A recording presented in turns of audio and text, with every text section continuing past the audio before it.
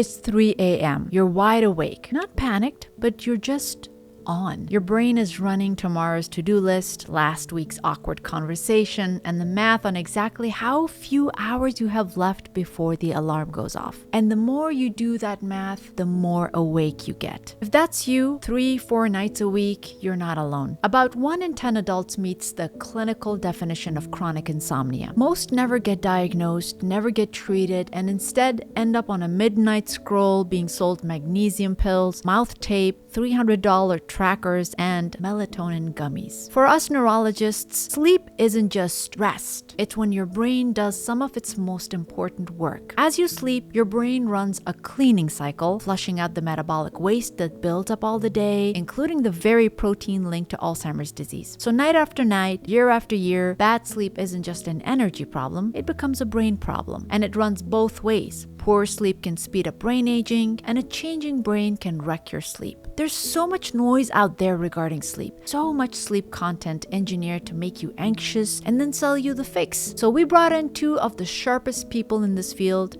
to cut the signal from the noise. What actually fixes sleep? What's a waste of your money? And when is a bad night just a bad night versus something worth paying attention to? Our guests are 2 experts who come at this from completely different angles. Dr. Sujay Kansagra is a sleep neurologist at Duke University. He's the director of Duke's Pediatric Neurology Sleep Medicine program and an assistant professor in Duke's School of Medicine. Sujay gives us the why, the biology of sleep, what's happening in your brain chemistry, and a brilliant, honest, rated rundown of every sleep aid you've ever heard about. Then we have Dr. Shelby Harris, who is a clinical psychologist and a behavioral sleep medicine specialist. She gives you the how, the psychology of why you can't shut your brain off, the trap of chasing perfect sleep, and the treatment that actually works. Much of her practice is women in perimenopause and menopause, which she calls a perfect storm for sleep. And here's what struck us most. These 2 never spoke to each other, and they landed on almost the exact same conclusions. When that happens, pay attention. This is your brain on insomnia.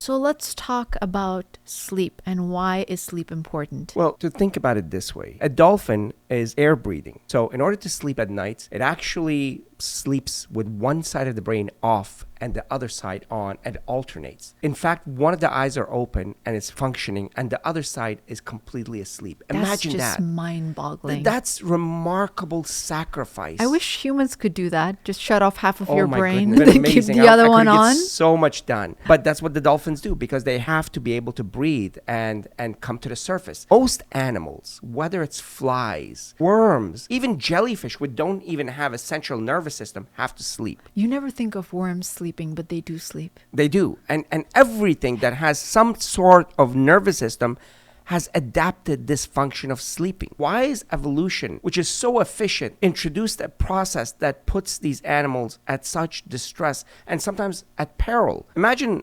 1/3 of your life, all these animals who work so hard to protect themselves, that are so diligent while awake, then at night they shut everything off. They're blind to the world. They're deaf to the world. Their musculature is completely turned off. Their reflexes are not working. They're paralyzed 1/3 of their life. And the reason is because sleep is literally that important. Maintenance is an incredible machinery that maintains this incredibly sophisticated machine that's constantly working. The fact that a brain at any 1 minute has 100 million functions happening at any one time. It's just remarkable. And it's also the most vascular organ. So the blood flow, the neuronal connections, the axon transfer of neurotransmitters through millions and billions of connections.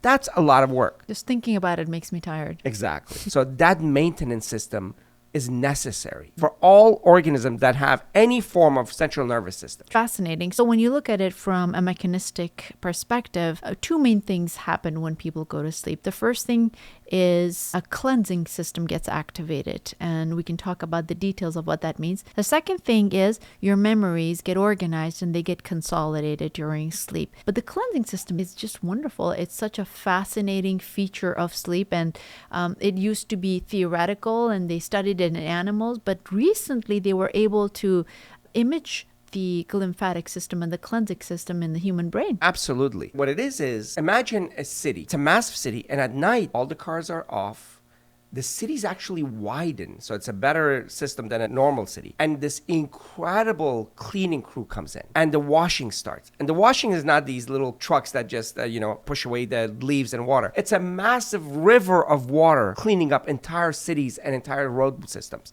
That's the lymphatic fluid that runs through the brain. And then at the same time, these workers come in, these microglia that are incredible at what they do, which is cleaning all the debris. In this case, it could be amyloid, it could be tau, these proteins that usually accumulate in pre-Alzheimer's and in other disease states. And besides those two, many other byproducts that need to be eliminated. And they clean everything out. And then they flush it into the lymphatic system and out of the body. That's remarkable. And every time you don't get good sleep, the garbage and these proteins actually accumulate. That's the remarkable glymphatic system of the brain. The second part is memory consolidation. And that's where all these memories that have accumulated during the day and even previous nights, they're organized into right folders, files, and cabinets and are connected to past memories. And it's not just files and folders or cabinets. It's better than that. It's connected to memories that are sustained, that are powerful, which means that they're anchored well. And there's a third component.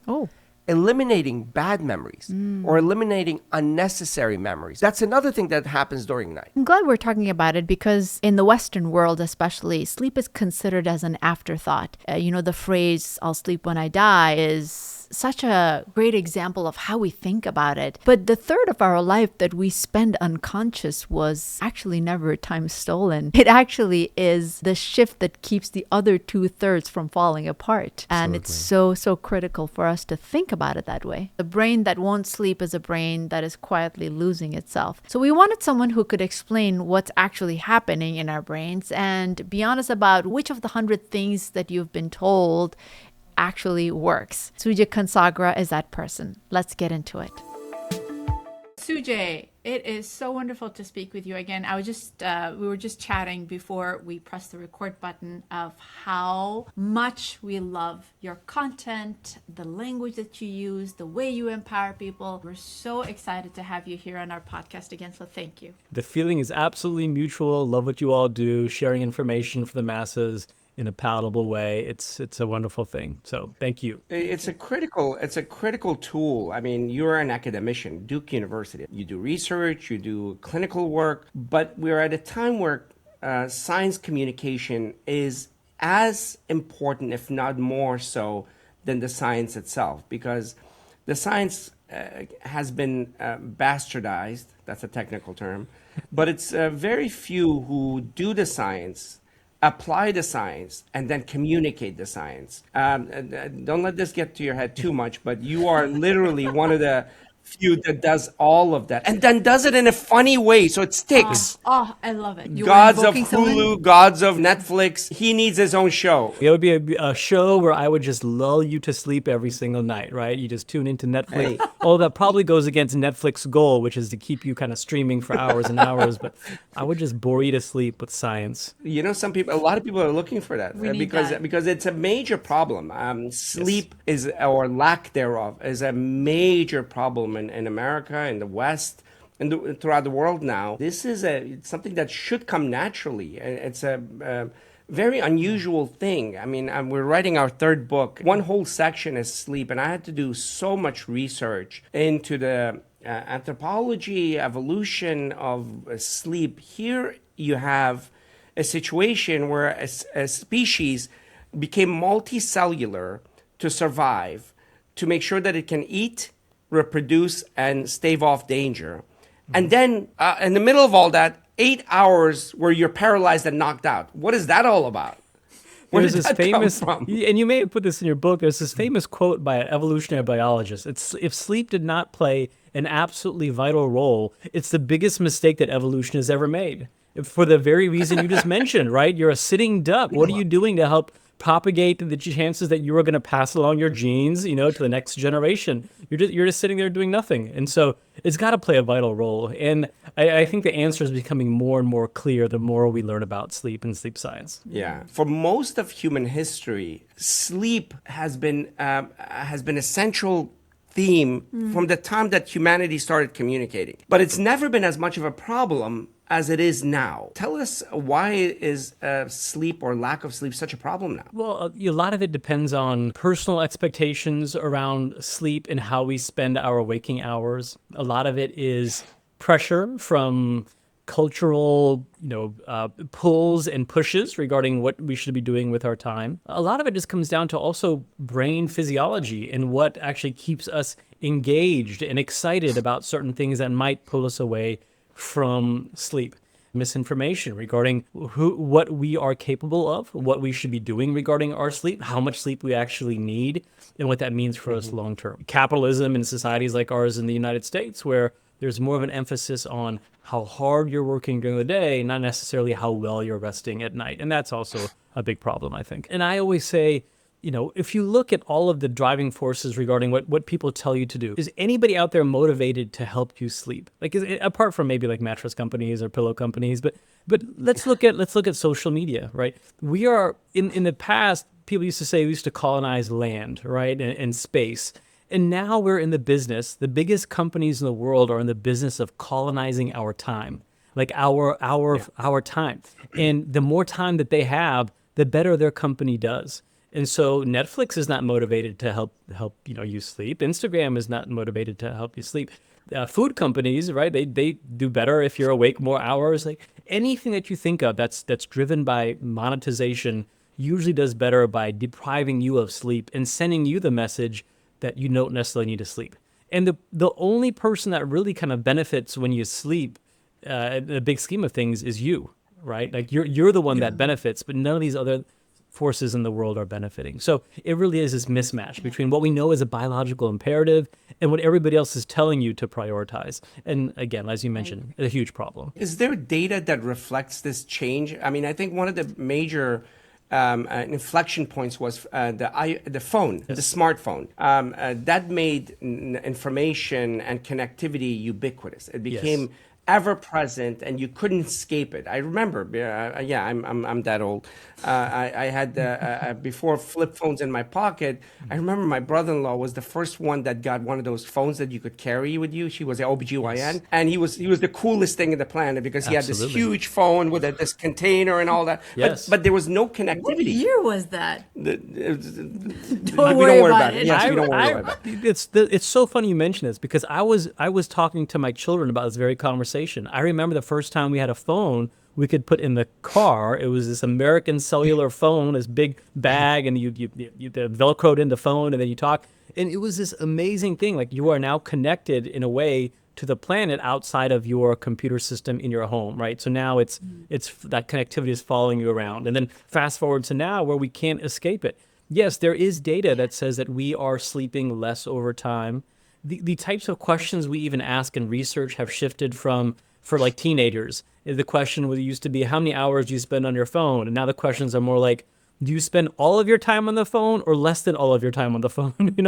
Because literally the number of hours on average that our teenagers are spending behind a screen is starting to get really a little bit ridiculous and scary, to be honest. So yes, over time, we are becoming more sleep deprived. Yeah. You know what the funny thing is? I thought I was pretty disciplined. I have so many things, so many irons in the fire, from the company to non-for-profit to academic to publication and all of that stuff.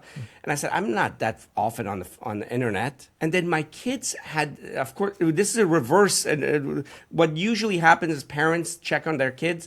Well, my kids checked on me. They had this tool where on the phone showed how many hours I was on Instagram and TikTok and all that. And it was embarrassing. Yeah. They pulled the Uno reverse card on you. Of that, yeah. They did. They did. They pulled it up, yeah. But the point of that being is these systems are so addictive, so surreptitiously in a very quiet and psychologically astute way. Yeah. Take what you said, colonize your time hours at a time without you even knowing. When I saw that, I was actually shocked. Yeah, Yeah, and we actually even, we were looking at our patterns of making it sound okay to be on our phone and not sleep, and the language that we create. And, we're pretty health literate, we're in it, we're aware. And it was such an unexpected moment where like, we're stuck. We're doing the same thing that we tell everybody else not to. The amazing thing, and even for me, the sleep doc, when I look at my phone, it even shocks me. I'm like, I'm spending this much time checking my email, on social media, even on like just messages, sending texts to one another. There is like this frightening data where people have done the math, right? They're like, okay, if you're going to sleep 8 hours per night for your life, that's a third of your life. You're going to spend this much time showering, this much time eating, this much time, in the bathroom, this much, time grooming, this much time at work. And then when you look at how much time is left in your life, to do whatever it is, go out and touch some grass, go on a vacation, be on your phone. When you look at the amount of time that's left, screens occupy almost all of that remaining time. And we have like a sliver of time left to experience consciousness outside of having a screen in front of our face. And that's really what kind of shook me a little bit to my core, to be like, wow, I'm spending all of my consciousness behind a screen all the time. And there are ways in which that ends up impacting sleep. One is just the sheer time factor, right? There's only so many hours in a day. If you spend 14 hours on the phone, sleep is naturally going to suffer. But the neurochemistry that's going on in your brain when you are tied to a device, dopamine and being involved in these social networks where people are responding to your content and you're responding to others, whether it be norepinephrine because you're so riled up by some of the things that you're seeing that are really emotionally taxing, right? I mean, we see horrible things happening in the world right now. And when you see that at nighttime before you go to sleep, it's not creating the neurochemistry milieu that's ideal to help you have a good night of sleep. So there are many ways in which these devices are sapping energy. Now, I say that as someone that's very active on social media and will say that, yes, all of these tools play a role and can be helpful in ways as long as they're consumed in moderation and with a critical eye. But if you look at the net effects overall, it's hard to justify that it's a net positive for humanity. Absolutely. So really, we look back to our diagnostic manual. We call it the International Classification of Sleep Disorders. Edition 3 is what we're on right now, to see how we'd formally characterize insomnia. And there's a definition for chronic insomnia, and it's essentially a constellation of potential complaints. And if you meet those criteria, which can be, one, difficulty with falling asleep or maintaining sleep or waking up too early, the problem should cause some sort of a negative daytime manifestation, whether that be fatigue, mood instability, difficulty making it to work, some sort of a daytime impact. And then the complaint should be going on for at least 3 days out of each week and for at least 3 months in duration overall. That characterizes chronic insomnia. And of course, the sleep issue shouldn't be explained by other factors, other medical conditions, inadequate opportunity to sleep, all those types of things.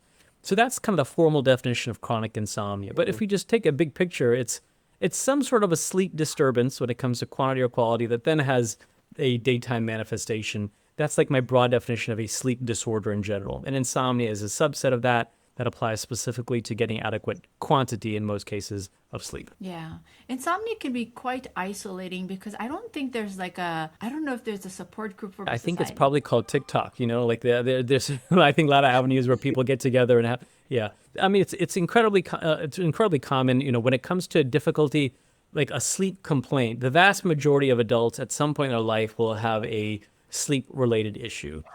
Chronic insomnia, thankfully, as an entity, is much less common, and the numbers vary. But I'd say if I'm going to quote it, last check, probably somewhere between 20 and 30% of individuals likely have experienced chronic insomnia at some point, and it's likely very underdiagnosed because many people don't seek help; they seek hacks online and other quick fixes. Yeah, I think the nature of insomnia is one of that the issue can perpetuate itself over time based on how we are approaching it. And I do think we are caught in a system in which the people feel like the sleep issue, there's like a one answer and they have to find that one answer, as opposed to fixing like a multifactorial kind of global approach to sleep.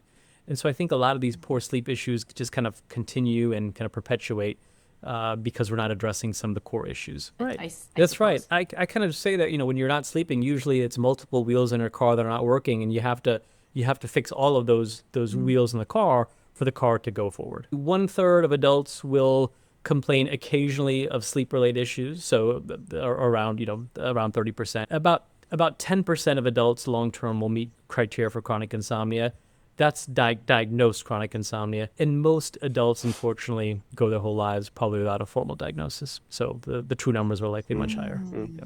As far as the psychological ones, stress, anxiety, and depression, and all of these are very common causes of insomnia, aren't they? That's right. And we think the arrow points in both directions. If you have sleep challenges, they can predispose you to things like anxiety and mood disorders, and vice versa. We know those disorders can also impact your sleep. What about chemically? I would like to start with melatonin as the chemical that drives this whole process, and then let's see if we can deconstruct from there. Yeah, we can certainly start with melatonin. I'll tell you that the neurochemistry behind sleep is fascinating, and it has diffuse neural networks and involves a whole host of systems, including our ascending, reticular activating system, and histamine and norepinephrine and serotonin, and it really gets deep. But melatonin is a great place to start because it's something that's commonly we talk about. Melatonin is what we'd consider the clock setter when it comes to our circadian rhythm. And even though circadian rhythm is often tied to sleep, the circadian rhythm is this internal body clock that does many, many, many things for our bodies, including like at an organ systems level and even like a cellular level. It keeps things running at a 24-hour pattern, which is why, our GI system acts differently depending on the time of the day. Our lungs act differently depending on the time of the day. And all that is kept in sync with melatonin signals. And most of the melatonin comes from the pineal gland, which is kind of the center part of our brain. It is in the pineal gland secretion of melatonin is kept in sync by the suprachiasmatic nucleus in the hypothalamus. And so there's lots of parts that are involved. But in a chemical basis, melatonin is really telling our brains it's dark outside. Do what you do when it's dark outside. Evolutionarily, whatever your body tends to do when it's dark, that's what you should do when melatonin is seen. And so that's like that's the core of melatonin. It starts the process of telling our body it's getting dark. You should start sleeping. Interestingly, and I don't want to go into too many rabbit holes here, but nocturnal animals also secrete melatonin at night. And for them, melatonin tells their brains to do the opposite. It signals them to actually be awake. So that's why melatonin in and of itself does not have big sleep-inducing properties. It's more of a, hey, it's nighttime, do what your brain does when it's nighttime. Oh, wow. That is so cool. Yeah. Absolutely. Okay, Yeah. so in owls and in nocturnal animals, it's completely the opposite. It's like, Correct. hey, time to eat. That's right. Yeah. It's time to Right? party. Time to hunt and eat. Yeah. So when it comes to sleep, we think there are a couple of key neurotransmitters. We know acetylcholine, for example, plays a role in dreaming and REM sleep.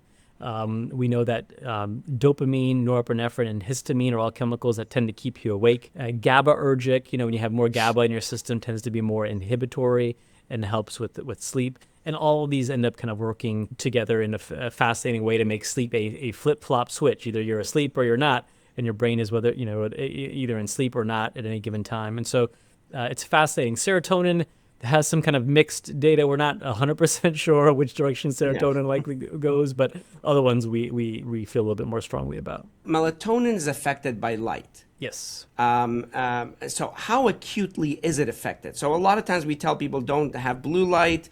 It can acutely affect you. So I would love for you to tell us how quickly it responds to light and what type of light. Or on the opposite side, when they actually ask you to Yeah. not directly look at the sun, I think that's silly. And I would love to hear the sleep doc talking about that a little bit. But, at least getting some daylight earlier in the morning might actually help regulate your melatonin. What are your thoughts on that? No, these are all fantastic questions. We could probably talk an hour about each of these questions. When it comes to light, we've probably, the pendulum swings in different directions. I think sometimes we probably overblow how much the effect of a little bit of light at nighttime will have on somebody's sleep, And so I will tell you that the duration of light seems to play a role, the intensity of light plays a role, and the wavelength of light plays a role. And the overall timing in regarding what time of our day we're seeing that light.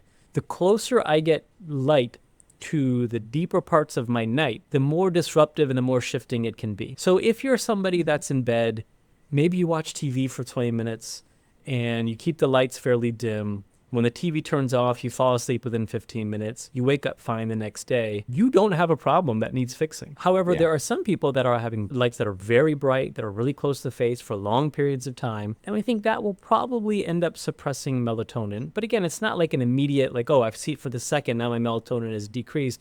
It's likely due to overextended periods of time. And the problem is we also can't do real-time kind of like microdialysis analysis to be like, oh, how much melatonin do you have with quick light exposure? So I don't think we have a great sense of just how quickly, when it comes like 1 minute versus 5 minutes versus 10 minutes, what we do see is these global shifts in your circadian timing based on exposure to light. I think the bottom line here is don't get overly fixated on being like, I have to avoid all light, and if I saw a screen for 1 minute, it's going to end up killing my sleep. We don't think it really works that acutely, or is that that impactful. Interesting. Interesting. What's the data? How strong is the data behind the concept of exposing yourself to daylight first thing in the morning? We love that as a general recommendation, and these kind of scientific rationale is that our circadian rhythms by nature are a little bit longer than 24 hours. We sleep in roughly 24.1 to 24.2 hour cycles. That's our natural kind of circadian rhythm length. Every morning when you get bright light, your body is like, oh, actually it's the day is shorter, slightly shorter than I thought, and it helps keep you locked into that 24-hour pattern. And so getting that light exposure in the morning is probably one of the best things I think you can do to keep your body in a regular schedule, particularly for night owls who have a tendency to naturally delay their body clock day after day if they didn't have those light cues at the right time in the morning. Amazing. So if someone comes into your clinic and says, Dr. Kansagra, I can't sleep, I have insomnia. I mean, of course, you have a long questionnaire to ask them, like, what does that even mean? What does the pattern look like? And then evaluate their environment. But what are some of the common things, if you could quickly just identify, what are some of the common things that you ask to find out what problem they have? Absolutely. So in the pediatric space, I will tell you that depending on which age you are, so for infants, young infants that aren't, when they're old enough to be able to quote unquote sleep through the night, it's usually what we call behavioral insomnia of childhood, needing sleep crutches or assistance for helping them maintain sleep. For toddlers, it usually ends up being limit setting or perhaps some nighttime anxiety. But for older folks, let's talk about adolescents and adults. Apart from going through, basic sleep hygiene, looking at their medical history, looking at what medications they're taking, when it comes to sleep disorders in general, the two most common things that I will see are chronic insomnia, right? Or a delayed circadian rhythm, what we call delayed sleep-wake phase syndrome, where they're like, I got to go to bed at 9 p.m., but their body clock is not ready to go to bed until midnight. And that creates difficulty with falling asleep. And then when they have to wake up super early, it's really hard for those individuals to wake up at an early hour. So those are the two most common things. And one thing I will ask, which is not a perfect question, but one question that can help is how the individual feels when they're laying in bed and actually trying to fall asleep. Do they feel like wide awake? Like, oh, I could stay awake for hours and then have difficulty with waking up in the morning and prefer to sleep in on the weekends? That points more towards a circadian rhythm issue, perhaps, as opposed to someone with insomnia who oftentimes does feel tired. They feel sleepy and they just have a hard time turning their brain off. They tend to ruminate, they tend to think and Rolodex through thoughts at nighttime. If they wake up during a normal awakening at night, they may have a harder time going back to sleep. This is kind of points me more towards insomnia. And again, not a perfect distinction, but a helpful question I will ask to point in one direction or the other. Amazing. And the treatment depends on the reason why they have it, and so it could be varied. Absolutely. And this is like the favorite question I get from my colleagues is like, hey, this patient can't sleep, what should we do? And my answer is I have no idea what to do until I assess them, because there's so many things that can end up affecting your sleep that my new patient evaluations take me an hour. But when we look at those two core things we just talked about, if it's delayed sleep-wake phase, oftentimes we use melatonin in low doses from reliable sources, morning light, bright light, and less light in the evening hours leading up to bed in hopes of shifting the circadian rhythm, which is their main issue, as opposed to insomnia, where the core treatment is cognitive behavioral therapy for insomnia to help reverse some of the negative associations, this conditioned arousal they feel when they're in their bed, this kind of battlefield they're in every time they lay down in bed, trying to fall asleep and battling with their own brain. That's what CBT-I is geared to do, help you with that internal struggle and battle. No, we love CBT-I. I mean, it's Yeah. just so beautiful, not just for sleep, but for shifting perspectives about life in general. Yeah. I mean, Yeah. I've had such great experience with that. Yeah, in our populations, we actually teach cognitive behavioral therapy techniques. Wonderful. And it's important because much of this can be I mean, there should be always oversight. There should be, clinical oversight. But the language is simple enough and understandable enough where people can actually start applying it in their life very, very easily and effectively. So true. How long does it take for the circadian rhythm to change? Because sometimes people get very frustrated and then they quit and say like, "Yeah, it's not working." Yes, there is a practical, like real life use answer, and then there's a scientific answer of like the maximal ability to shift. In real life situation, I'm expecting somebody to try to shift their body clock by 5 or 10 minutes a day if I'm moving in the earlier direction. Moving your body clock earlier is almost always much harder than moving it later. That's why it's much easier to fly west, because we're asking our bodies to do everything later than typical. And it's much harder when we fly east, when we're trying to have our bodies do things earlier. So practically speaking, I'm asking them to make a shift by 5 or 10 minutes a day in the right direction.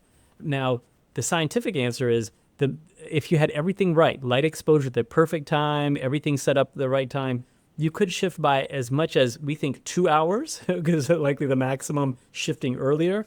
And about 3 to 4 hours is the maximum you can shift later. But that's in like perfect laboratory setup kind of environment. Practically speaking, we're talking small shifts each day.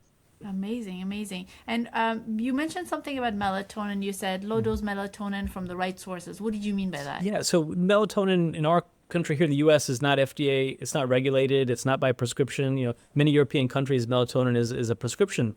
It's a hormone essentially. And so here, anybody can just put it in a bottle or label it as melatonin. We have some good studies that show there's lots of variability in the amount of melatonin in these bottles. And sometimes they have these weird additives that, we didn't even know were supposed to be in there.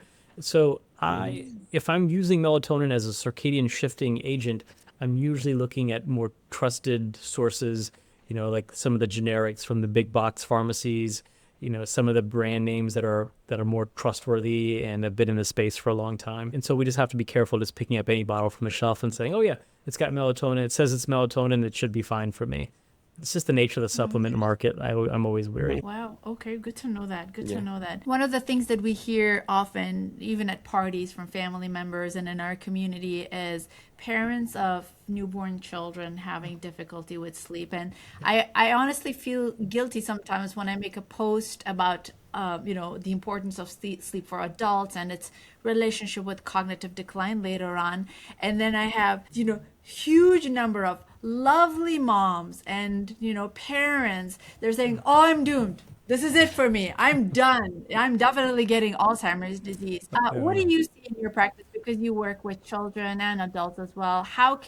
Is this something that gets better over time? What are some of the things that they can do to take care of their brain health? Yeah, so I am very appreciative of how much now awareness is out there regarding sleep and the health impacts. And sometimes paradoxically that can work against us in sleep medicine, where people get so kind of caught up to be like, oh, am I going to have this and this problem because I can't sleep? And then they can't sleep because they're thinking about not getting enough sleep. My tagline here for everybody is sleep is important, but it's not important enough to lose sleep over. All right. So think about that for a second, right? It's like, yes, it's important, but I try to, even as a sleep doc, say we have to temper that a little bit just to keep you on the right path. Yes, we're learning much more about the overall risks when it comes to your brain. However, when it comes to sleep debt that you've accumulated, unless you're in like these really, really extreme sleep deprivation kind of situations, usually your brain can pay back this sleep debt and get back to a kind of a normal cognitive functioning, standpoint. Now, there's also some data that says that if you're extremely sleep deprived for long periods of time, could you perhaps be burning out some of the wake promoting centers of your brain? It's possible. For example, if you have untreated sleep apnea for a long time, even if you treat the sleep apnea, many people still feel residual sleepiness that might need medication intervention to help make them feel more awake, even when the sleep apnea is treated. So I do have people keep that in mind. But for the most part, sleep can find ways of taking care of itself. When you get so sleep deprived, your brain just starts pushing you into like micro sleeps if need be to try to catch up on some of that sleep. And usually your brain can maintain its function if you make concerted effort to regain some of the sleep that you've lost. So the two concepts, the two treatment mechanisms that we talk about often, one is medication, we'll talk about that, and the other one is CBT-I. Let's start with medication. If somebody has insomnia, there is a place for medication, right? I know that's a very difficult concept to bring up in a context like this, few minutes, because it's a complex concept. Right, you have to take everything into consideration. Exactly. But generally, how do you approach the pharmaceutical side of things? Yeah, medications certainly have their place. In my mind, oftentimes sleep docs might be the least likely to prescribe one of the classic things that you would associate as a sleep aid, just because we're in the habit of trying to push towards taking away things that could be disrupting sleep and then introducing things like CBT-I that long-term seem to do better than medications alone. But medications do have their role. I will tell you that if somebody is doing CBT-I, actively invested, still having some challenges, a short-term course of a sleep aid can sometimes be useful. If you're getting somebody acclimated to CPAP or they're having a hard time adjusting to sleep, sometimes in that scenario, having a gentle sleep aid can be helpful. The problem is that people oftentimes are reaching for things that are over-the-counter, that are essentially just kind of throwing a sleep book at your head to knock you out without actually addressing the underlying issue and really kind of sustaining your neurochemistry in a way that's advantageous to your daytime function. For example, many of the over-the-counter stuff are just fancy antihistamines. No matter how they label this bottle, it's just another antihistamine, like Benadryl or Benadryl equivalent, which is not ideal for your brain long term, and can actually worsen other underlying sleep disorders like restless leg. So we have to be careful with medications and always do it under the kind of supervision of ideally a sleep-trained professional. Fantastic. What's the evidence around some of these quote-unquote natural products for sleep? They're everywhere and they're quite expensive. Some of them are so expensive. And they could be herbs and teas and things of that nature. What's the evidence behind that? Yeah, there's very little evidence for almost all of the things that are out there. Otherwise, we would use them on a regular basis. And I always say that all of the sleep disorders that we know of that are going to affect sleep, none of them, physiologically have like a chamomile deficiency, or like, right, you know what I mean? Like there's no lavender deficiency syndrome that we know of, or a scented candle deficiency syndrome. So I always say, let's get to the underlying root cause of which your problem is rather than trying to mask it with mumbo jumbo. And that usually comes down to some of the disorders we've already talked about, whether it be chronic insomnia, circadian rhythm issues.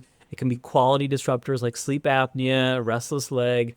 And then let's use supplements in a way that we know they should be used. For example, with restless leg, oftentimes it's iron deficiency.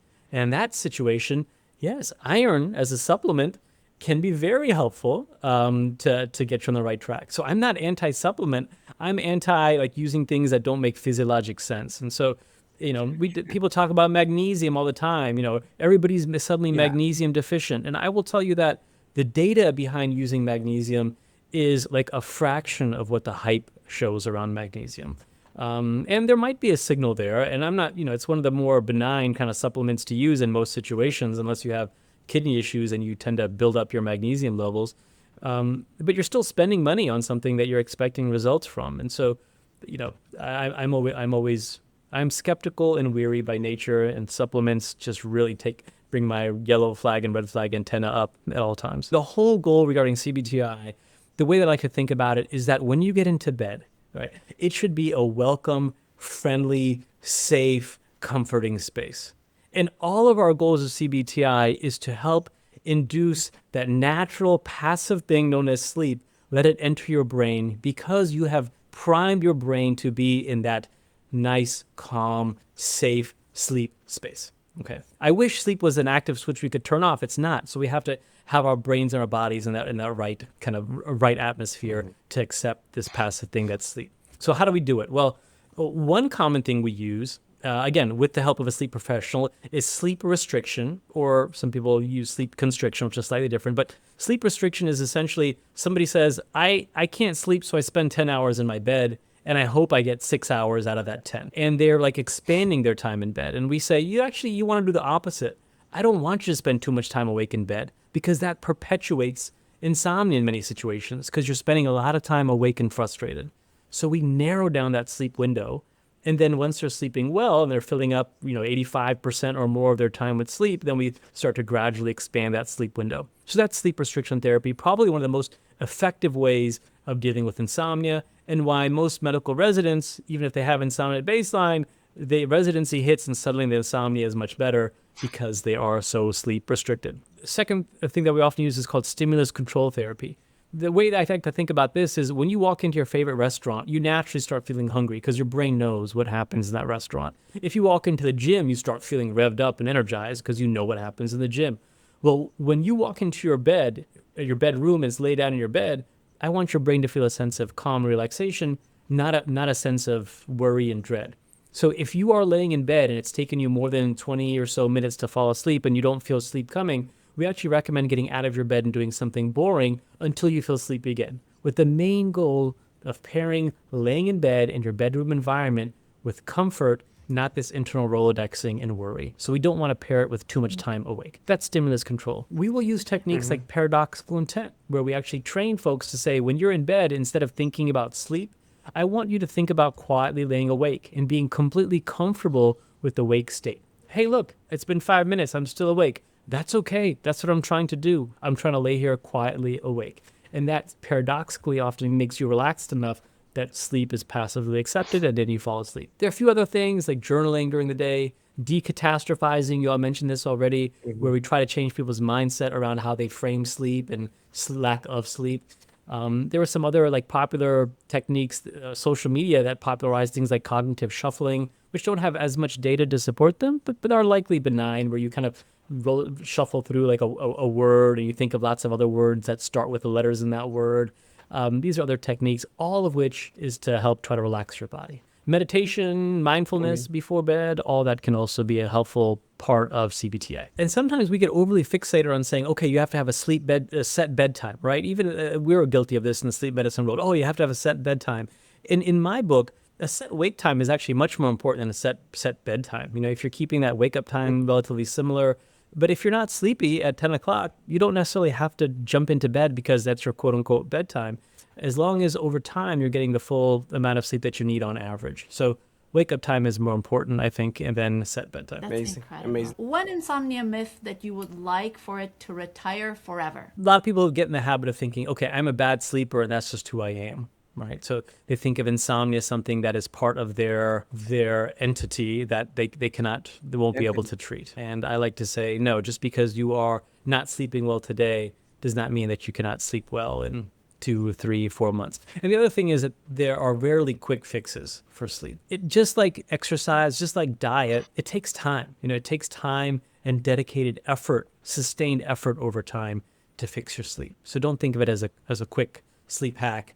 Think of it as a journey. I love that. That's so empowering, and especially the fact that it takes a long time. Yeah, people usually don't see the benefits right away, but it does make a huge difference. What is the most overrated sleep advice? I would probably say magnesium, taking magnesium, just based on just based on the data that we have to support it versus how much people are selling magnesium. I would say that's pretty overhyped. I would say that in some situations, trackers are also very overhyped. It's great for bringing awareness to your sleep. I love what it does. I love some of the newer technology that's actually screening for things like sleep apnea. The newest Apple Watches can actually screen for sleep apnea. That's amazing. I love that.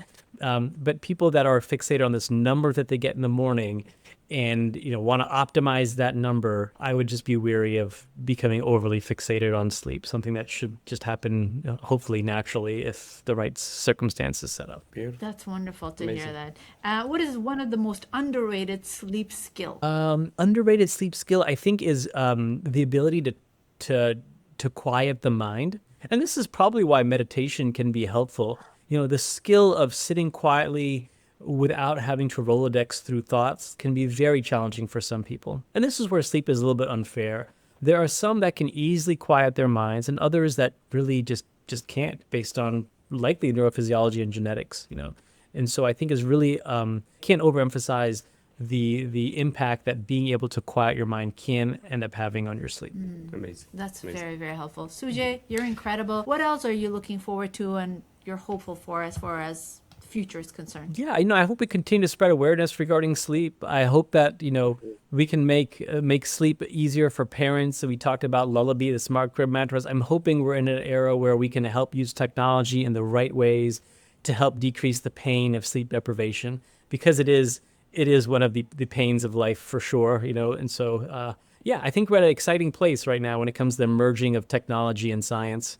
And we hope to continue using technology in the right ways. I love that. I want to do one more exercise. On a scale of 1 to 10, how helpful is this sleep aid or strategy for most people? Great. First one, consistent sleep-wake schedule. Yeah, I would give that probably a 5 out of 10 with emphasis more towards consistent wake schedule than consistent sleep schedule. Morning sunlight exposure. Yeah, I'd give that a 7 out of 10. I like morning light. Again, don't get out there and look at the sun, but getting that early morning light can be helpful for keeping your body clock lined up. Okay, CBT-I, cognitive behavioral therapy for insomnia. 10 out of 10. Yep, love it. Great data to support it. If you have insomnia, chronic insomnia, CBT-I is a great place to go. Sleep hygiene education alone. Sleep, I would give that this is a tough one. I'm going to give that a 4 out of 10, and this is why. I like sleep hygiene, and sleep hygiene is really, really important. But I gave it a 4 out of 10 to emphasize the fact that sleep hygiene is a treatment for poor sleep hygiene. And it's not a treatment for insomnia. It's not a treatment for circadian rhythm issues. It's a treatment for poor sleep hygiene. So many people get frustrated by people saying, oh, just have that routine and just avoid caffeine and, try to drink some herbal tea at night and try to get some exercise. You can do all the sleep hygiene things perfectly and still suffer from insomnia. So this is just a shout out to those that are doing all those right things and yet still have sleep issues because, there are other ways of addressing the core sleep issue you have other than just sleep hygiene. But it is a good foundation to build from if you have not gotten good sleep hygiene as part of your overall sleep approach. Exercise timing, morning versus evening. Yeah. So I will say morning exercise, great. I give that 8 out of 10. Evening exercise will range anywhere from 1 out of 10 to 8 out of 10, and that all depends on you. So if you can exercise late at night, still fall asleep fine, wake up the next day, you're great, then exercise whenever the heck you want, no problem. But if it's a problem for you, we do know that exercise will increase your body temperature for a longer period of time. Body temperature likes to drop when we go into deep stages of sleep. And so for some, it can cause challenges with sleep onset. And if that's you, I would move exercise earlier. Usually if 4 to 6 hour range before bedtime, you're definitely in the safe spot. The later you get, the more careful you have to be. Low dose melatonin. If used for a circadian rhythm shifting, for example, shift work, for jet lag, for those that have delayed sleep-wake phase syndrome, I give it a 9 out of 10. If you're using it as a quote-unquote Band-Aid for sleep, I give you a negative 3 out of 10 on melatonin. Oh, wow. Okay. That's very good That's to know. fantastic. Okay, next one. We talked about this, but I want to score. Magnesium. 2 to 3 out of 10, only because so many people swear by it, and we have to... although I like empirical data, I also understand when there's a signal coming through, we have to pay attention to it. And there's some data, particularly in the elderly population, that magnesium could help. So I'll give it around 2 or 3 out of 10. Again, it's not necessarily a treatment for chronic insomnia. That's CBT-I. Valerian root. Yeah, probably a 0 out of 10. I just don't think the data is there for valerian root. CBD products for sleep. 0 out of 10 in my mind. But we know that it does have an effect on sleep. We do know that it can shorten sleep latency. It can help take the edge off of anxiety and help people fall asleep. The problem is it's also a REM suppressant. And so you end up getting less REM sleep. We think REM sleep is important. That's why when people stop using CBD or THC, they tend to have these really vivid dreams. I like REM sleep, and so that's why I also give that a really low score. Blue light blocking glasses. Yeah, this is tough one. I'd give it some points. I'd give it maybe a 4 out of 10. Again, if your problem is such that you have a delayed sleep phase tendency, you have the circadian rhythm tendency, you can't avoid getting light when it comes to I need to have my screen on for homework or wherever I live, there's sun out for 20 hours. Yes, that can help for that specific problem. But if that's your specific problem, that can be somewhat helpful. But yeah, again, not the holy grail for sleep, unfortunately. White noise machines. Yeah, this is a really hard one. Again, people sometimes swear by it. I'm a purist, and so I would say use it only when you need. So I'd probably give it like a 3 out of 10. I'm all about having a consistent kind of background noise or quiet, whatever it be in your environment. I like that better than music. I like it better than having TV. An appropriately distant white noise with the decibel level not too high, especially for our young children, is probably not the worst thing, but ideally for a short enough period of time that helps with sleep, and then you try to wean off of it. That's my goal. I'm a purist. Try to get rid of everything that you're using, quote unquote, to be a crutch to help you sleep. What about sleep tracking wearables? Whether it's the ring or the wristband. Yeah, I would give those, similar. I'd probably somewhere like a 4 out of 10. Great for raising awareness. Great for helping you if you're in the mode of experimenting. Like, maybe you have a little extra drink at night and you want to see how your sleep does if you don't drink, or maybe you're eating too late at night and you want to see the sleep quality when you don't do that. If you're using it to help make tweaks, modify, great, as long as you're not getting over fixated on it. They've coined this term called orthosomnia, where sleep worsens because you get too fixated on the numbers from your trackers. I don't want you to have orthosomnia. I want you to use it as a tool to push you in the right direction. I will tell you that the technology is getting better, but from a sleep physiology standpoint, when people say deep sleep and light sleep, and there seems to be some magical goal to maximize your deep sleep, I actually say you shouldn't have 50% deep sleep. That's actually a sign of a problem. You should be spending about 20 to 25% of your time in deep sleep, and the rest of it should be in quote unquote light sleep. REM sleep physiologically is a lighter form of sleep. And so is that calculated as light sleep or deep sleep? I don't know how they're calculating that. But REM sleep is also really important, but physiologically is a lighter stage of sleep. Again, the technology is getting better. Now they tend to break it up in, like REM, core sleep, deep sleep. I think that's probably the right way of describing it physiologically. Cool mattress or temperature regulated beds. If it works for you, 7 out of 10, but do you need it? It really depends on whether you tend to be a really hot sleeper. Yes, our body temperature, it's nice that it falls when we get into deeper stages of sleep. And so if it helps you, fantastic. I'm not opposed to that. But do you absolutely need it? No, you can sleep fine on a regular mattress, and I do. Mouth taping for better sleep. Only in the setting of treated sleep apnea, if you're using a nasal CPAP and you have oral venting, so the air is coming out of your mouth. That would be the only situation in which I would recommend mouth taping. I would never recommend mouth taping for anyone that has not gone to a sleep doctor and done a sleep study to see if they actually have sleep apnea. Because if you have sleep apnea, you can't breathe through your nose and you're breathing through your mouth, guess what? If you tape off your mouth too, you're occluding the only patent airway that you have. And you need to breathe at night. Breathing is super important, right? And it's one of those vital things. Yeah, absolutely. Great. And then last one is a layup. Alcohol as a sleep aid. Yes, please, -10. Please don't use alcohol as a sleep aid.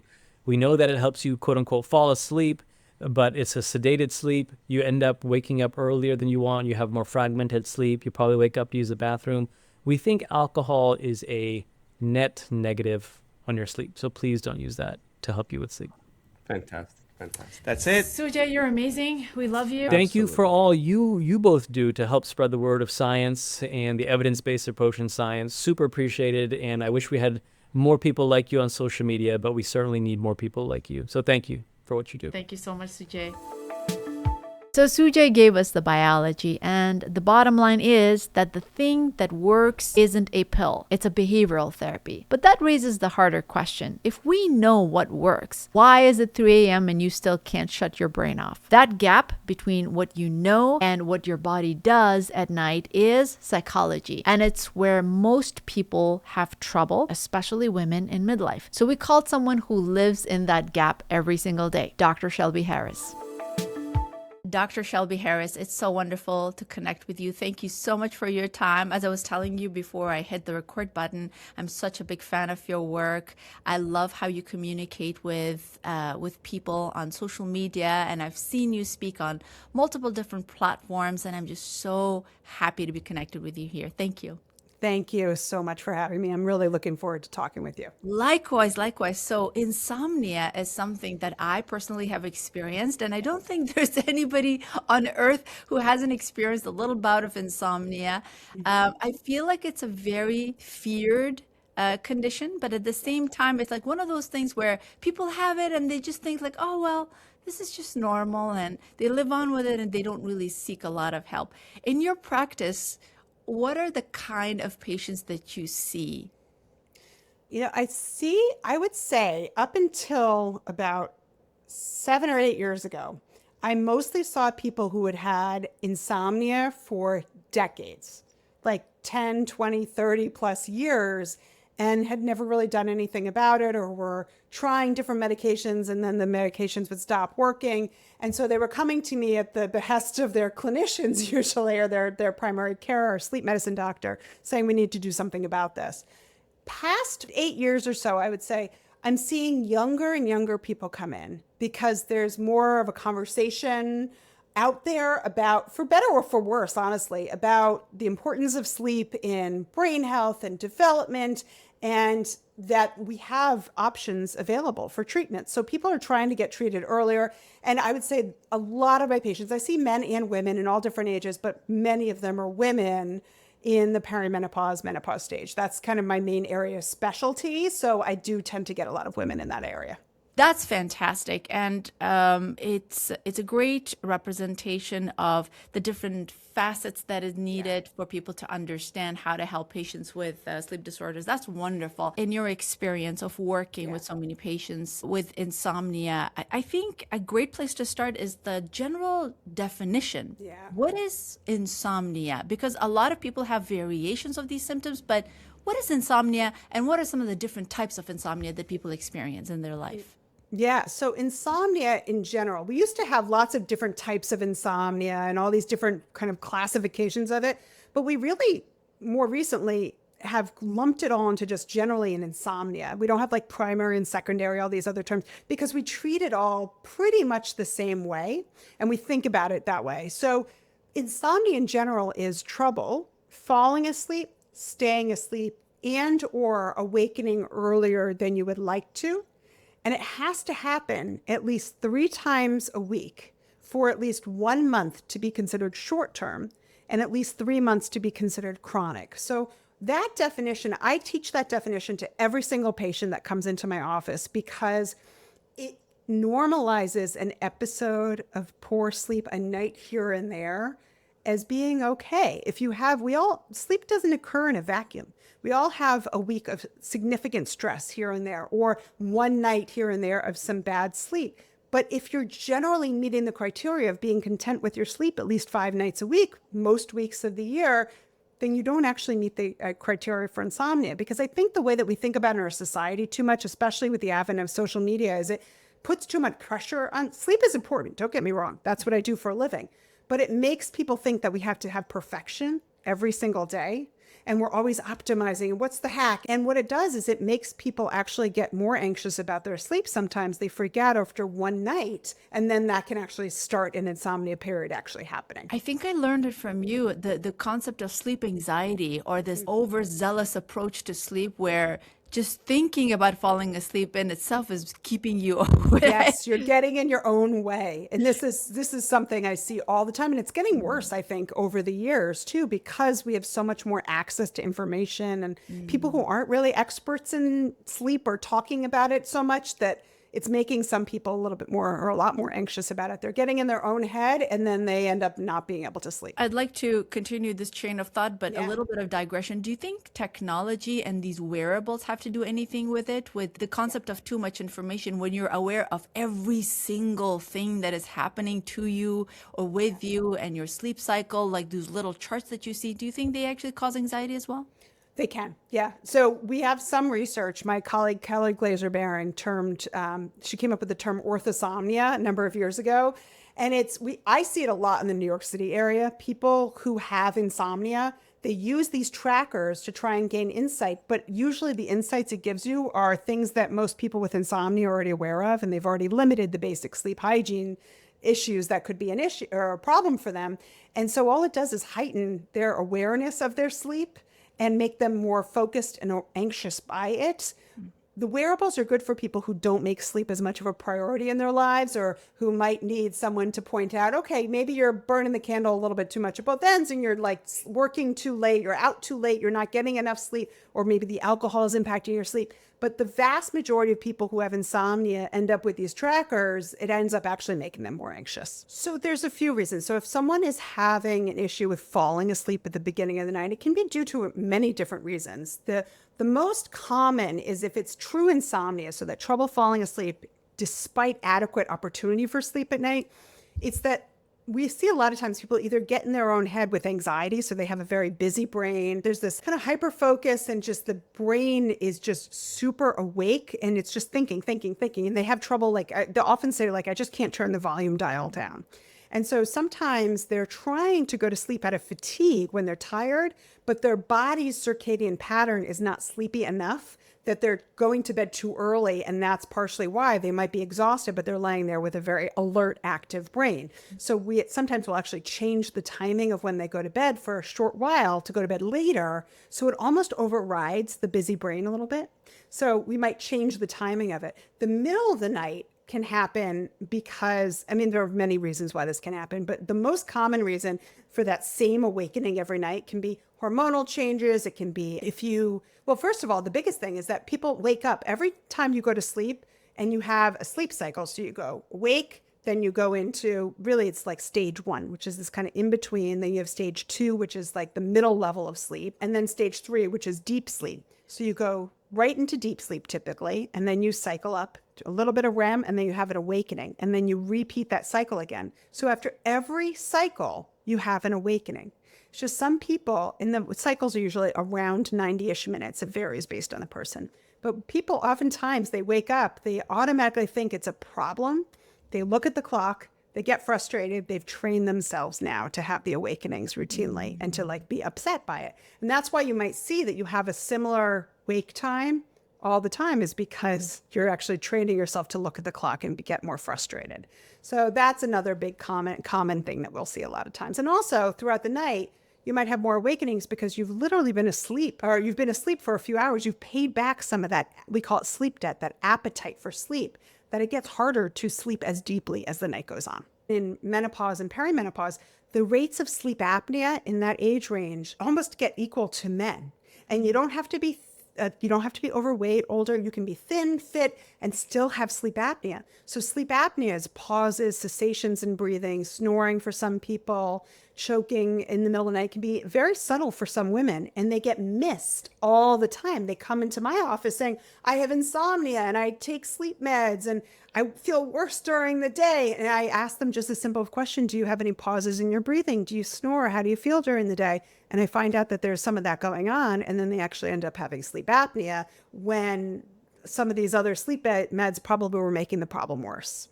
Yeah, and you may have noticed this too. Sometimes it's just general fatigue. They don't necessarily even tell you that, they can't sleep very well. I've had patients who come in and say, I'm just tired. I'm tired. I can't think properly. And now I've trained myself to make sure that we ask about sleep, and to, just have the referral button, on speed dial to send them for a sleep study, because it's so prominent, it's so prevalent. And like you said, you don't necessarily, there's always this picture of someone who, is overweight, or, the typical pictures or the checklist that people think of when sleep apnea comes to mind. It could happen to anyone. It could happen to a very lean, metabolically healthy person. 100%. So it's really important to rule that out. So thank you for mentioning that. Of course. You work with individuals, both males and females, but specifically the patient population that you're interested in. You said menopause, perimenopause. Can you tell us what actually happens during that stage of our life, and how does that impact our sleep? Yeah, so this is an interesting stage in that I always call it the perfect storm of 3 different areas that kind of converge. And remember, you can start having perimenopausal sleep disturbance in your 30s. Sometimes that gets missed too. It can really be brewing earlier than most people think. What happens is you have the changes biologically. So we see the shifts in the hormones. So we see estrogen drops. We see progesterone change. Those drops are very much associated with hot flashes, night sweats, waking up with a racing brain, that we see a lot of times in this age range. Then the other pieces that happen are, we think about psychological issues. So we see women tend to have higher rates of anxiety and depression, and we see that happening here. And then the other big thing that does not get spoken about enough, in my opinion, is the social changes. So a lot of women are in their late 30s, 40s. I mean, I'm in my late 40s. I see it happening with myself. a lot of women are having kids later in life. So they have these kids who are sometimes 10, 11, 12, or even younger. Then they have aging parents that they're having to take. So there's that sandwich generation. And then on top of that, women are working more than ever and working outside the house and having more stressors that there's never a time to physically and mentally turn off. So you put that with the psychological stressors and then the hormonal changes, perfect storm all at once. Oh my gosh, thank you for saying that. I was speaking with Jen Gunter about Yes. menopause hormone replacement therapy, and we both actually talked about this. The sandwich generation issue, the fact that there's so much expectation and pressure on us women during our 40s, and I think you and I are in the same age range. I'm also in my mid 40s, and all of that, the psychological pressure, the pressure that you put on yourself, the expectations, your job, dealing with so many relationships, like you said, perfect storm. So women need to realize that it's just this weird, strange time in our life where everything's happening at the same time. So it's not just one thing, it could be multiple different things. Right. And the good stressors too, right? All these things, like you can be getting promotions or like all these great things can be happening, but it's just a lot all at once. Like I have also on top of like the sandwich stuff, I have a kid who's going to be going to college in a few years. So like you have all these other things that you're having to think about while also having hot flashes and night sweats and all that other stuff too. It's really tough. It's really tough. I've been doing this long enough that I can tell with some patients when there is a lot of anxiety, like we were talking about sleep anxiety. There's a lot of anxiety around sleep and a lot of pressure about sleep and what sleep means to them and what it does for them in their lives, that I know whether I have to talk a lot more about the cognitive aspect versus just the behavioral stuff that we might be doing. So I can you have to tailor it. There's a lot of people that will be like, oh, you can do this 4-week session program. And I think I get that for a lot of people, but you also have to think about the individual. And there's a lot of people that might fall in one bucket versus another. And there's a lot of individual factors that can be throwing sleep off for people that I think you're doing a disservice if you don't personalize things for them. Amazing. Beyond, figuring out their psychological background and that baseline where they come from, are there any other tests or referrals that you recommend for your patients to do when they seek help for insomnia? Yeah, I mean, I think initially we have just some initial scales that I'll do with patients. So like I do something called the PSKI, the Insomnia Severity Index. I always look, most of them are self-report, honestly, at the beginning. I'll look at a patient's level of sleepiness, actually. This doesn't get spoken about enough either, is that people with insomnia, just straight insomnia, typically will say, when you ask them, do you nap? They'll say, oh, I try, even when I try, I can't nap. But someone who has insomnia plus some other co-occurring issue like depression, sleep apnea, a restless leg issue, let's say, they often will have more sleepiness than a typical just straight insomnia person. So I always give that sleepiness scale as well, because that will help me to think about other things that might be going on as well. And then to think, okay, do we need to do a sleep study with this person? And then if I do that, then I'll look at anxiety levels, depression levels. I'll give some of those scales. And then we don't usually do like a sleep study right off the bat for someone with an insomnia. That's not in the guidelines right now, because a lot of times it just tells us they were laying there awake. But if there's some extra sleepiness, some possible other issues going on, I'll refer for an at-home. It usually starts off as an at-home sleep study. And then if that's negative, but we have a high suspicion something's going on, then we'll do an in-lab study. Yeah, that's fantastic. I've just from personal experience with my patients, I feel like a lot of people don't do it the correct way at home, and either the machine falls apart or, but I think like it's a good screener, like you said. That's exactly what I always say. It's just a screener. So if we know that if we see sleep apnea on it, we're pretty confident that you have sleep apnea. But if it's negative, it's not a definite you don't have it. So if you think the other piece of advice I give to anybody who's listening is if you're confident something else is going on and you had a negative sleep study at home, try to push for a follow-up in lab to get more data. Because it also really is just measuring breathing. It's not looking at your limbs. It's not looking at leg movements. And we're not actually looking at sleep so much. It's approximating sleep based on your breathing and metrics at night.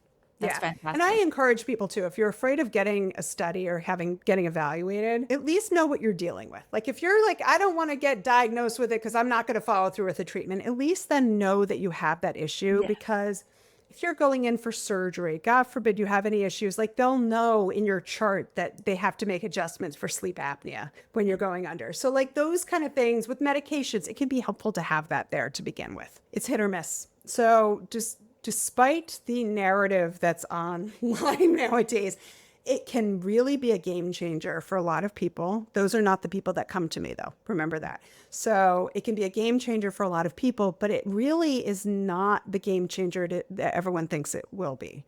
So it can give someone some modest improvement, sometimes no improvement. And but it doesn't mean it's all or nothing. You have to do hormone therapy, or like if that doesn't work, then you have other options. We have other options like CBT, which I'm sure we'll talk about. Yes. CBT for insomnia is actually more effective than in recent data than hormone therapy for some people. Really? You've actually compared CBT with hormone therapy. They did. There was a study done that was presented at, I think it was the NAMS conference, like a year and a half ago. And it was showing that CBT was more effective. So, I'm not surprised. I'm not surprised. So hormone therapy is fantastic, but the way that it gets kind of touted as this cure-all is kind of makes people, when they don't respond to it or they can't take it, make them think that there's no other options. Yeah. So I think the fact that it's called cognitive behavior therapy with the T on the end, it's a bit of a misnomer. And I think that honestly, there's a bit of a marketing issue with it. Is that I think a lot of people don't want to go to get the treatment because they think they're going to be in just a typical psychotherapy where we're going to like analyze you or something. It couldn't be more different. So CBT, cognitive behavior therapy, was a treatment or is a treatment modality that has been around since about the 60s, early 70s by a man named Aaron Beck. And he did cognitive therapy and they combined it with some behavioral. And it was originally done for anxiety and depression issues. And we've kind of now adapted it since the 90s or so to be for insomnia, but it's pretty different from when people think about, I've done CBT already. It's very different from anxiety and depression treatment. So what it is it's a limited number of sessions typically. I usually say I see people anywhere from 4 to 12 sessions. 4 to 8 is usually the average. Sometimes I've seen people in just as quick as 2 sessions. Sometimes the longer numbers are more for people who have a lot of co-occurring issues or they're trying to taper off of sleep medication, so it takes longer to get kind of adjust every time we taper down. So what we do is when we think about the C and the B, we usually start with the B part, the behavioral part. So the behavioral modules are really, there's sleep hygiene, but sleep hygiene is really just like the basics. It's nothing that really moves the needle.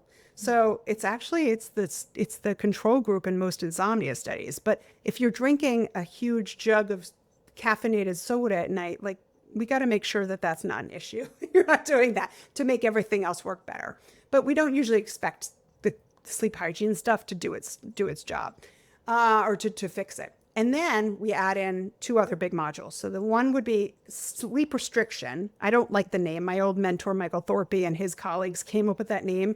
It's very scary when we talk about it that way to some people. So I call it time in bed restriction. So what we do is if someone's in bed 8 hours, but they're only sleeping, let's say 5.5 or 6, there's a mismatch. So we want to limit that time in bed to have them go to bed later and wake up earlier, and we figure out what that window is so that their body, we work on the quality first. So we help them fall asleep faster and stay asleep more. And then once their quality is more improved, then we work on getting them more quantity.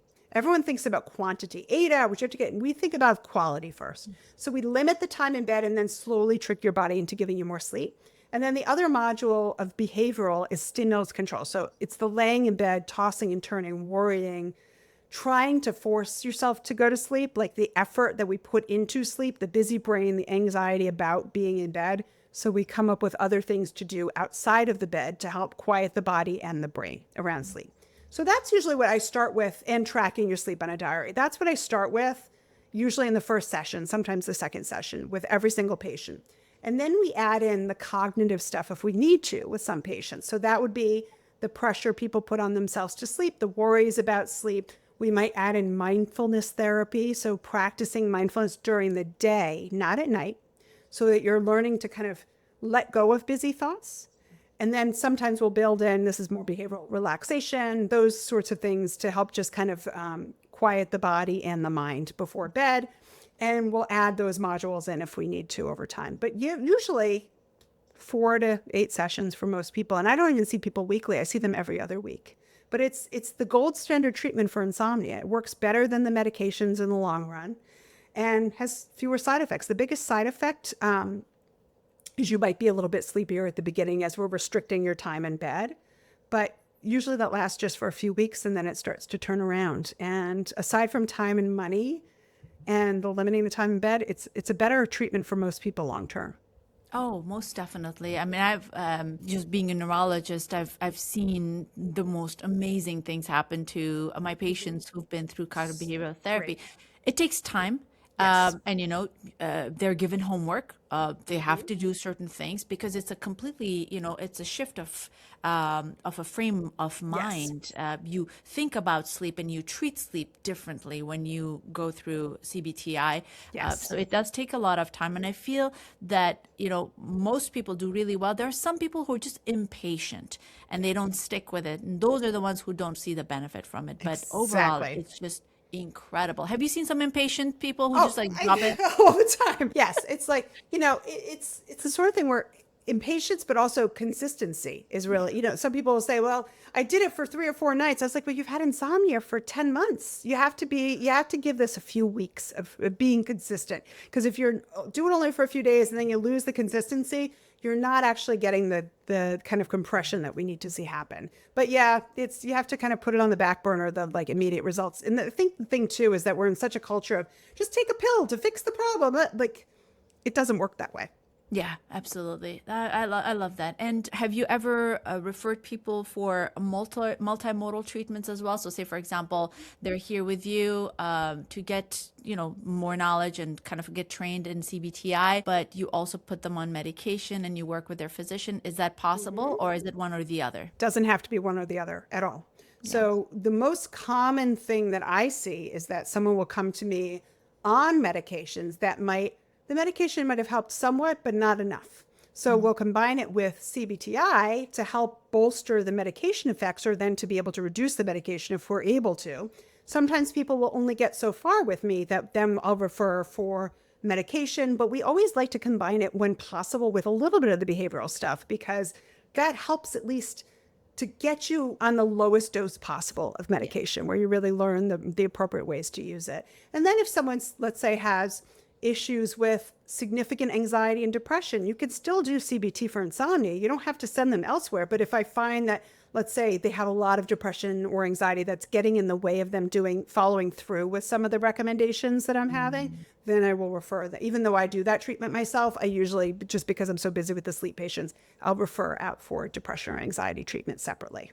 That's amazing. What are some of the biggest, I guess, one of the most common myths around insomnia that you come across with? I mean, one of them is if you have insomnia, there's really nothing you can do about it, but what are some of the other misunderstandings about insomnia or sleep in general that you come across with in the community when you talk to people or your patients? There's a few. So the biggest one that I see is that, and I had to debunk this a few times already this morning, is that sleep is a kind of offline process where you should just be out cold the entire night and then wake up in the morning and then start your day. What the disservice that does to people is that it makes them think that sleep is this completely like just offline process where you don't have awakenings, and it takes what's normal out of the picture. We all have cycles throughout the night and awaken, like I was saying, that it's totally normal to have an awakening. So I have to do a lot of education on that. But the time that you're awake for can be, or how broken your sleep is, that's when we'll start to intervene more. But one awakening for 10, 20 minutes, you use the bathroom, you go back to sleep is not necessarily problematic, especially if you feel fine during the day. The other thing I hear a lot is that as you get older, it's normal to get less sleep and there's nothing that you really can do about it. That's not true at all. Sleep, older adults get a little bit less, but that's mostly because they nap a little bit more during the day. And then they're also having more broken sleep sometimes because it's lighter sleep. So there might be more pain, having to use the bathroom, things like that might be going on. But it's also normal to have less deep sleep the older that you get. But to get drastically less sleep and just say, oh, that's totally normal, that's not. And we need to do something about it. I'm so glad you said that, but that's going to worry a lot of our elderly audience here because it's so common to have insomnia as you grow older. Common. How much is too much sleep? There's not really a specific number, but over what we found is like less than 6 and more than 9 should make you start thinking, okay, is this, they're in the outliers where it's okay, but more often than not, there's usually something else going on. So if you feel like no matter how much sleep you get, it's just not refreshing, or you're sleeping so long that it's getting in the way of you being able to live your life, then you might want to bring that up to someone. If people are night owls, and I'm putting my hand on my chest because I am a night owl, right? It just, I am my most creative self after 11 p.m. I don't know why. I've always been that way, but I'm like awake and I'm energized after 11 p.m. And all my family is like they're in bed. But, so if people have that tendency of sleeping late and waking up late, and the society is not made for that, how do you help them? What do you do? So the first thing we always try to encourage is if it's fine, there's no other sleep disorders going on, you just have a natural circadian preference to be a night owl. So for some people, not in your case here, but for some people, we'll just encourage them, like, why do you have to go to bed earlier?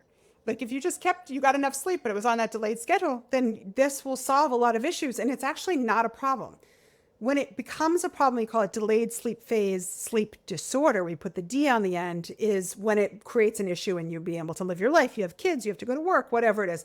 So there are different treatments that we have available. That's when we might use very low dose melatonin. I'm talking like 0.5 milligram, but we're not using it the way that most people incorrectly use it for insomnia. We're using it multiple hours before you would naturally get sleepy to kind of coax the system into pulling it a little bit earlier over time. So little doses timed appropriately with a professional can help. Sometimes we use light therapy. So I'll use bright light therapy in the morning, but you have to also time that appropriately because sometimes you might just wake up really early and put on a bright light that actually worsens it. So we have to be appropriate, thinking about the timing. And then sometimes this is a little harder for a lot of people to do, but we'll have them stay up later and then wake up later over the period of a week until their clock comes back around. So we have different treatments that are available that are effective, but it takes work. So if you work freelance and you're just waking up earlier and you're trying to go to bed earlier because society says you have to, if you don't actually have to, lean into it. It might actually be more freeing.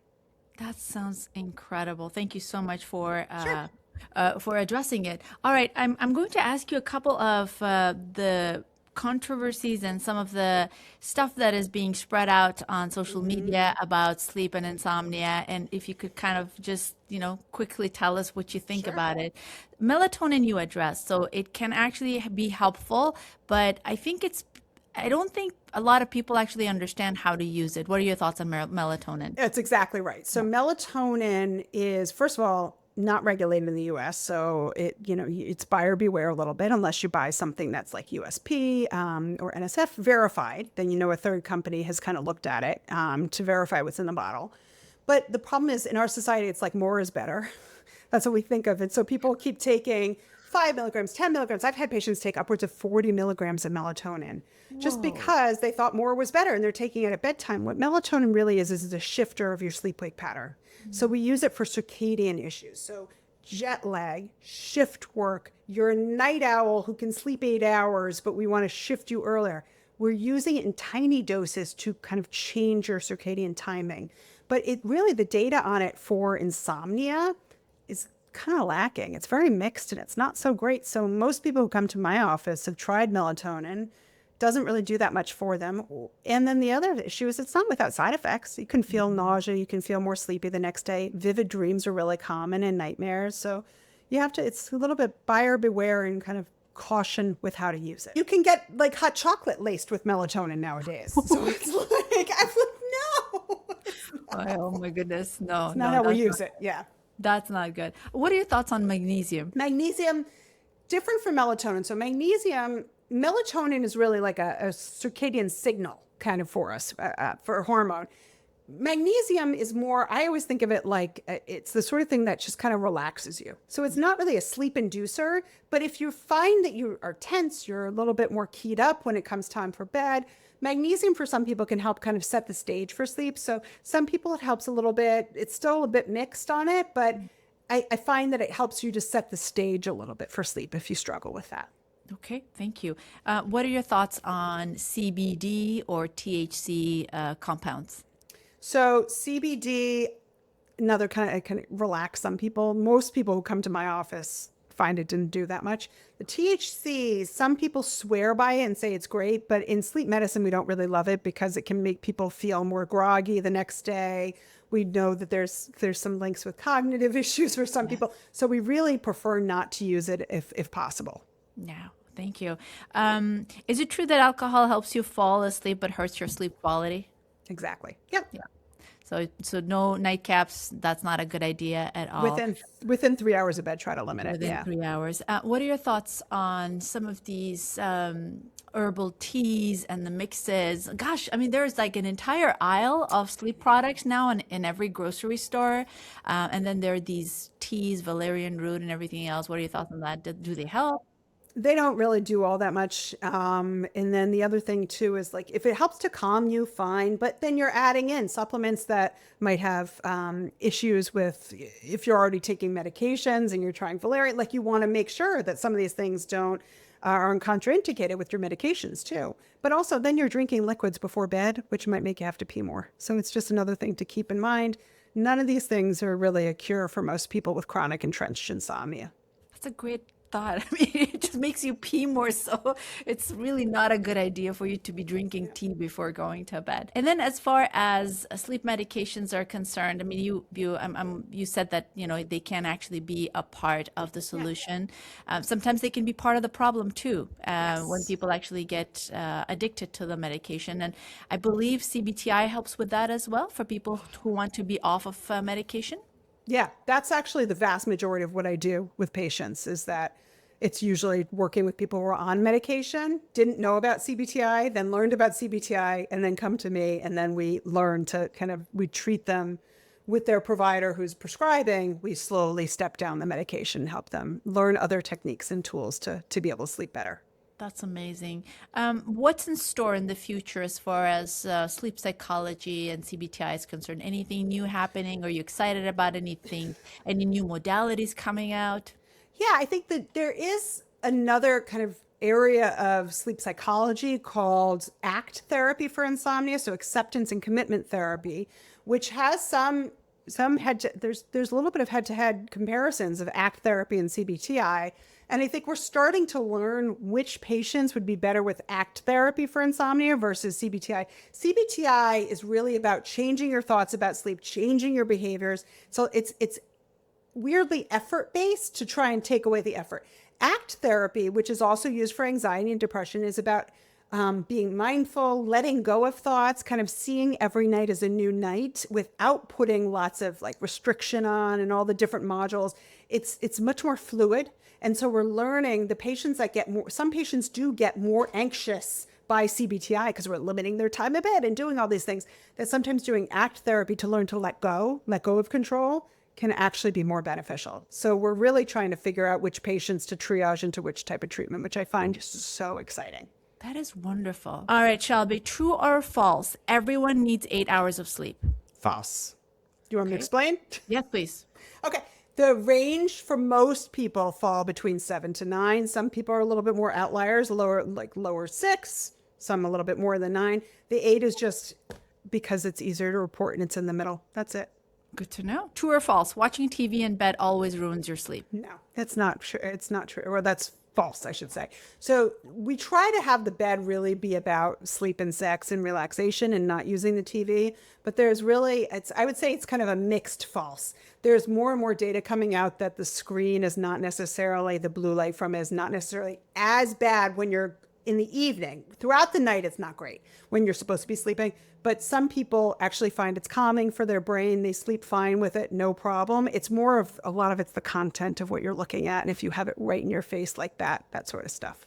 Oh my gosh, Netflix lovers are rejoicing right now. Well, it's not a carte blanche, but it's like for some people, if it's like not actually causing a problem and you feel fine during the day, don't go crazy. Just make sure you're turning it off and you have good limits with it. Because I'm sorry to kind of like drag this on, but I hear people saying it calms me down, like the Yeah, hum or exactly. the noise, and even the Exactly. flicker of the TV actually calms me down. So coming from Dr. Shelby Harris, you're saying that it could be okay. It could be as long as you can set the limits and it's not getting in the way of you being able to sleep. Like you're not like Netflix, the auto that keeps playing into the next episode of the next episode. That's not good. It So you should have to stop. make sure to turn It off. should stop. Okay, Exactly. that's fantastic. True or false? You can catch up on sleep on weekends. Middle, kind of true and false. So if you lose a little bit here and there and during the week, like we're talking like an hour, hour and a half, okay, you might be able to catch up a little bit on the weekends. The problem is most people are in such a sleep debt during the week that there's no way you can make up on the weekend. And then you just keep compiling this debt essentially weekend after weekend, week after week that you're just lost. Wow. I'm learning so much from you. All right, the last one. True or false? Naps are always bad for insomnia. False. So for some people, we can build in like a 20-minute nap. I do this a lot with my older adults, for example. We'll build in a 20-minute nap earlier in the day. And that's the beauty of doing a sleep diary. We can kind of keep track without being too exacting. We can keep track if building in that short nap earlier in the day impacts the sleep or not at night. My goodness. Shelby, I learned so much from you. Thank you so much for your time. And I hope this is first of many conversations in the future. I would absolutely love that. Thank you. This is a wonderful conversation.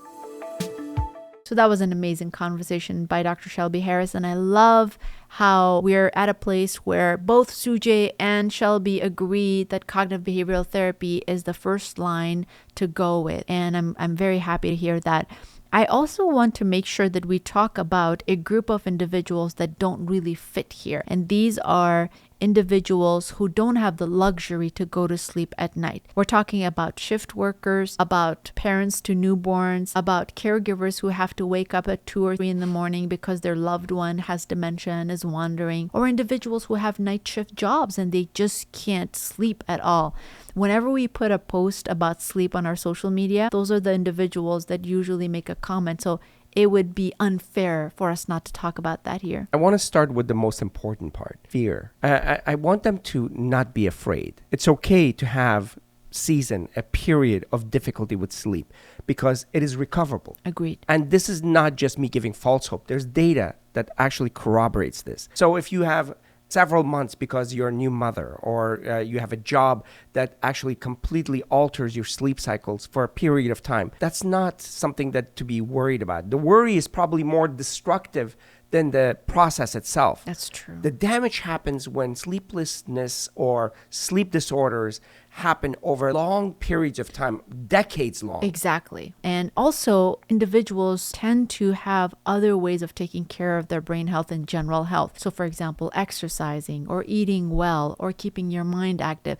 So, do you think that it would be appropriate to say that people can actually start focusing on other things to take care of themselves if their sleep is not perfect? Actually, that's a very important point because what happens when people have sleep disorders, they let everything else fall apart as well. I want you to focus on that in particular. If you recognize you're having a period of time where you're having sleep disorders, then you can focus on other things. Make it strategic. If you exercise and bring that as part of your regular daily cycle, if you eat well, if you keep your mind active, if you stress manage through cognitive behavioral therapy and other things, you will do so much good for your brain. That might actually give you a tremendous amount of recovery and leeway for that period when you're having difficulty with sleep. So it's not an all or none. You can compensate with all these other positive activities as well. The second thing for the listeners who are shift workers or who don't have that luxury is for them to protect one solid block of sleep, and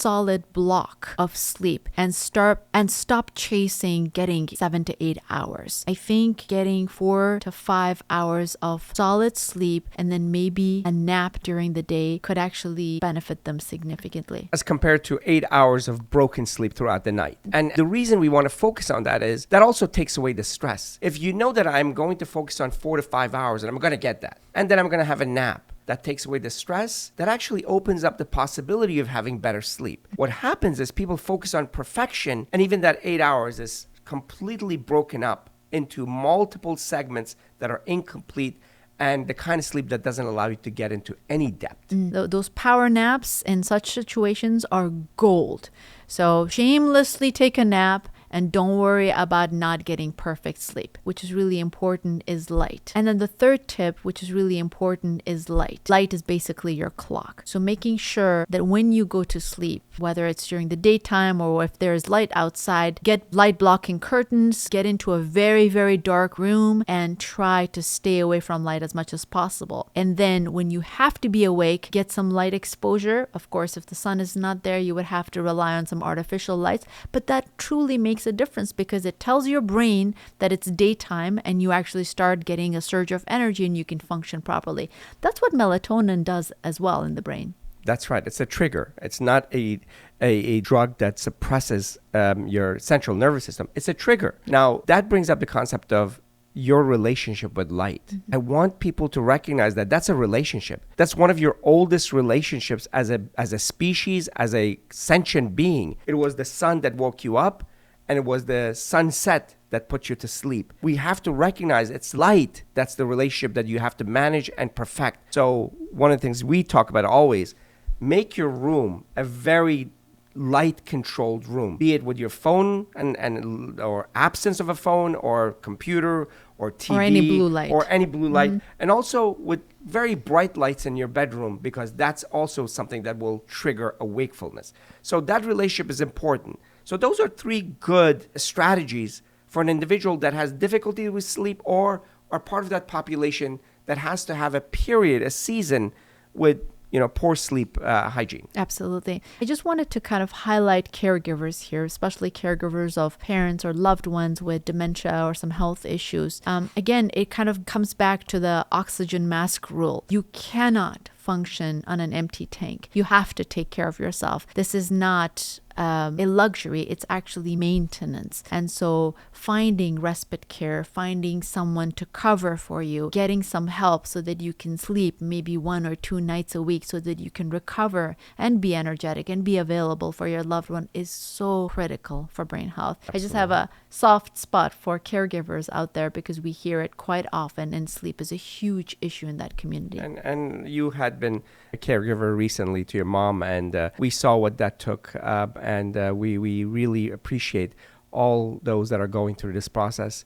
And we're with you, but make sure that you take care of yourself, because if you don't take care of yourself, you're not going to be any good for anybody else anyway. Absolutely. So this is a time for you to rely on a friend, a relative, and even some organizations offer respite care as well so that you could be the best version of who you are for your loved ones. Okay, for everyone, here's what's actually true. The stuff the algorithm will never sell you. 1, the gold standard for chronic insomnia is cognitive behavioral therapy for insomnia, CBT-I. Not a pill and not a supplement. Both of the doctors said it independently. A handful of sessions, lasting results, and no side effects. 2, melatonin is a darkness signal, not a sleeping pill. It only tells your body it's night now. 3, the supplement aisle in your pharmacy is mostly hope in a bottle. No sleep disorder is caused by a chamomile deficiency. Magnesium is overhyped. Alcohol is the net negative, and the expensive tracker can make things worse if you're already anxious. 4, and this is the big one, anxiety about sleep causes bad sleep. 8 hours is the middle of a normal range, not a pass or a fail line. 1 bad night is just a 1 bad night. So this week, pick 2, not all 5. Number 1, anchor your wake up time. Same time every morning, even after a rough night. Number 2, get light in your eyes in the first hour of waking, outside if you can. Number 3, stop chasing the number. Drop the 8-hour rule and the tracker obsession, please. Number 4, if you're truly stuck, ask for cognitive behavioral therapy, not a prescription. Number 5, if you nap instantly and snore,